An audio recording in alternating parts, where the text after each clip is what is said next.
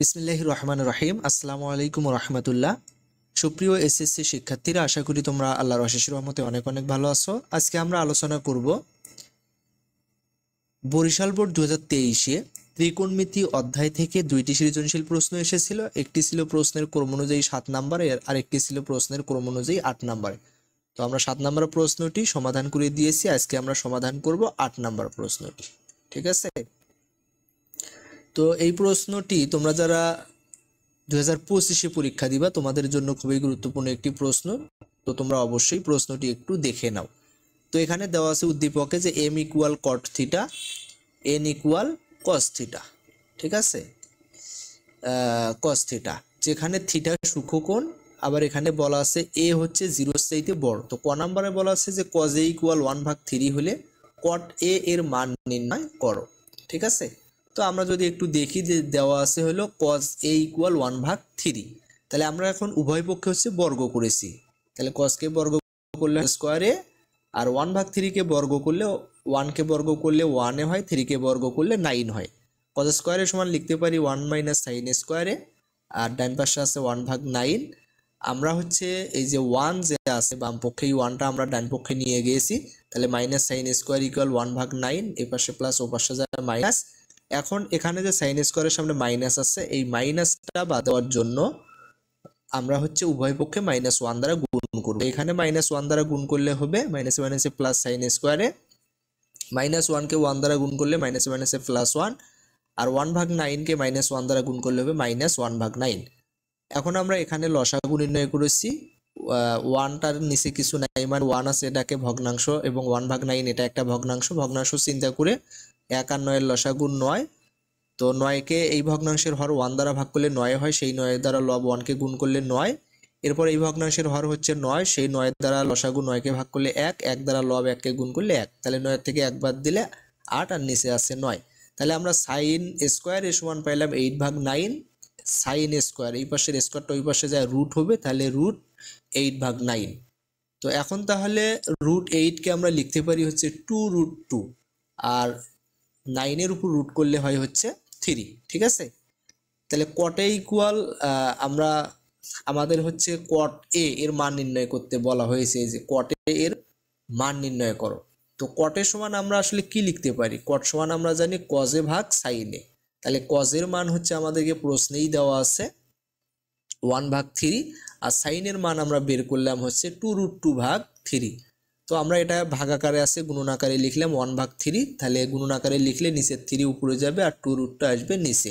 3 বাদ গেলে তাহলে উপরে হচ্ছে 1, আর নিচে হচ্ছে 2√2। তার মানে এটাই হচ্ছে ক নং প্রশ্নের আনসার। এখন আমরা খ নং প্রশ্ন দেখব। তো আমাদেরকে কি বলা আছে যে 4n² minus 2 plus 2√3 into n plus √3 equal 0 হলে থিটা এর মান নির্ণয় করো।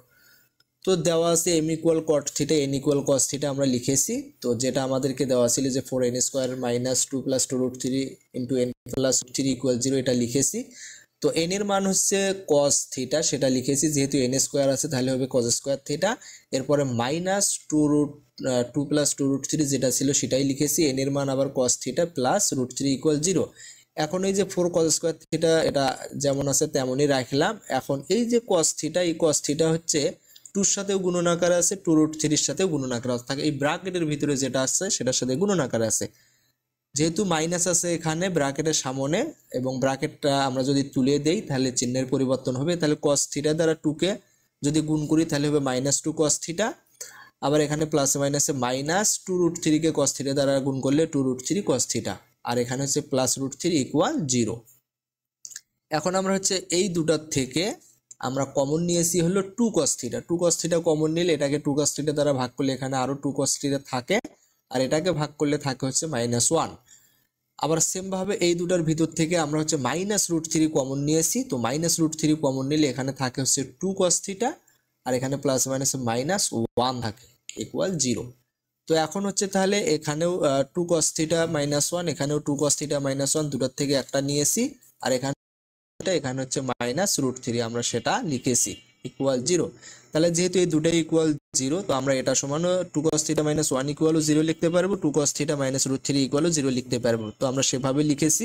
তাহলে 2 cos থিটা -1 ইকুয়াল 0, -1টা ওই পাশে যায় +1, টুটা কস থিটার সাথে গুণন আকারে আছে, ওপাশে যায় ভাগ, তাহলে কস থিটা ইকুয়াল হাফের মান হচ্ছে কস 60 ডিগ্রি, তাহলে থিটা ইকুয়াল পাইলাম হচ্ছে 60 ডিগ্রি। সেম ভাবে two cos theta equal minus root three, ওপাশে যায় প্লাস রুট থ্রি, টুটা গুণন আকারে আছে, ওপাশে যায় ভাগ, তাহলে cos theta equal root three ভাগ টু, তাহলে cos theta equal root three ভাগ টুর মান আমরা লিখতে পারি কস 30 ডিগ্রি। উভয় পক্ষ থেকে কস বাদ গেলে থিটা ইকুয়াল 30 ডিগ্রি, তার মানে থিটার মান হচ্ছে 30 ডিগ্রি আছে 60 ডিগ্রি। তো এটাই আমাদেরকে বের করতে বলছিল যে থিটা এর মান নির্ণয় করো, খ নাম্বার। ঠিক আছে, আশা করি আপনারা বুঝতে পেরেছেন। গ নাম্বারে বলা আছে যে m plus n into two minus root three equal m minus n into two plus root three হলে 2 সাইন থিটা ভাগ 2 এর মান নির্ণয় করো। তো দেখো আমরা যদি একটু দেখি গ নং কোশ্চেনটা। আচ্ছা, তো এখানে আমাদেরকে দেওয়া আছে m equal cot theta, n equal cos theta, সেটা লিখেছি। এখন আমাদেরকে যেটা দেওয়া আছে যে m plus n into two minus root three equal m minus n into two plus root three. তো এখানে আমরা m এর মান বসাইছি, n এর মান বসাইছি, তাহলে cot theta plus cos theta two minus root three, এখানে m এর মান কট থিটা মাইনাস n এর মান cos theta two plus root three. এখন আমরা কি করেছি, এই যে কট থিটা প্লাস কস থিটাকে এখানে লিখেছি, আর এই পাশে যে কট থিটা মাইনাস কস থিটা গুণন আকারে ছিল, এই পাশে আসি কি হয়েছে, ভাগ হয়েছে, cot theta minus cos theta. এ পাশে আছে হলো টু প্লাস রুট থ্রি, সেটা লিখেছি, আর বাম পাশে আছে টু মাইনাস রুট থ্রি গুণন আকার আছে, এ পাশে আসি ভাগ হয়েছে। ঠিক আছে, তো এখন আমরা আবার এখানে যোজন বিয়োজন করেছি। তাহলে কিভাবে করেছি, উপরে যেটা আছে কট থিটা প্লাস কস থিটা সেটা লিখেছি, এরপরে প্লাস চিহ্ন দিয়ে নিচে যেটা আছে সেটা লিখেছি cot theta minus cos theta. বিয়োজনের ক্ষেত্রে কি হবে, উপরে যেটা আছে সেটাই লিখতে হবে cot theta plus cos theta, এরপরে মাইনাস চিহ্ন দিতে হবে, এখন নিচেরটা লিখতে হবে, তাহলে কট থিটা এই মাইনাসে মাইনাসে প্লাস কস থিটা। সেম ভাবে এখানেও two plus root three plus এই নিচেরটা টু মাইনাস রুট থ্রি, তাহলে উপরেরটা নিচে লিখতে হবে যে two plus root three minus এই টু মাইনাসে মাইনাসে প্লাস রুট থ্রি। ঠিক আছে, এরপরে হচ্ছে এখান থেকে আমরা দেখতে পাই যে এই যে কস থিটা আর হচ্ছে কস থিটা বাদ যায়, cot theta two cot theta, নিচে আবার হচ্ছে cot theta minus plus cot theta minus cot theta বাদ যায়, তাহলে cos theta two cos theta, আর এই পাশে হচ্ছে minus root three plus root three বাদ যায় টু টু ফোর, আর এখানে হচ্ছে minus root two plus root two বাদ যায়, তাহলে root three two root three. এখন উভয় পক্ষ থেকে টু যদি আমরা বাদ দেই, তাহলে কট থিটা ভাগ কস থিটা, আর 4কে 2 দ্বারা যদি আমরা কাটি তাহলে উপরে আরো 2 থাকে, তাহলে 2 ভাগ রুট থ্রি। তাহলে এখানে আমরা লিখেছি কট থিটার পরিবর্তে আবার লেখা যায় কস থিটা ভাগ সাইন থিটা, নিচে আছে cos theta equal to root three. এখন এটা ভাগ আকারে আছে, আমরা গুণন আকারে লিখেছি যে কস থিটা ভাগ সাইন থিটা গুণন, নিচে কিছু নাই মানে হচ্ছে 1 আছে, 1টা যাবে উপরে, কস থিটাটা আসবে নিচে, ইকুয়াল হচ্ছে ডান পাশে যেটা ছিল সেটাই। তাহলে এই কস থিটা বাদ যায়, তাহলে 1 ভাগ সাইন থিটা ইকুয়াল 2 ভাগ রুট থ্রি, তাহলে 1 ভাগ সাইন থিটার পরিবর্তে লিখতে পারি কোসেক থিটা, আর 2 রুট থ্রির পরিবর্তে লিখতে পারি কোসেক 60 ডিগ্রি, তাহলে কোসেক বাদ যায়, থিটা ইকুয়াল 60 ডিগ্রি। ঠিক আছে, তো আমাদেরকে প্রদত্ত রাশি দেওয়া আছে, এটার মান নির্ণয় করতে বলছি যে 2 সাইন থিটা ভাগ 2 এর মান নির্ণয় করো। তাহলে 2 সাইন থিটার মান 60 ডিগ্রি ভাগ 2, 60কে 2 দ্বারা ভাগ করলে হয় 30, তাহলে 2 সাইন 30 ডিগ্রি, সাইন 30 ডিগ্রির মান হচ্ছে হাফ, এই 2 বাদ যায়, তাহলে থাকে হচ্ছে 1, তার মানে 2 সাইন থিটা ভাগ 2 এটার মান আসলে কত, 1। ঠিক আছে, তো আশা করি আমাদের যে কোশ্চেনটি ছিল এটা আপনারা বুঝতে পেরেছেন। তো সবাইকে ধন্যবাদ, আসসালামু আলাইকুম ওয়া রাহমাতুল্লাহ।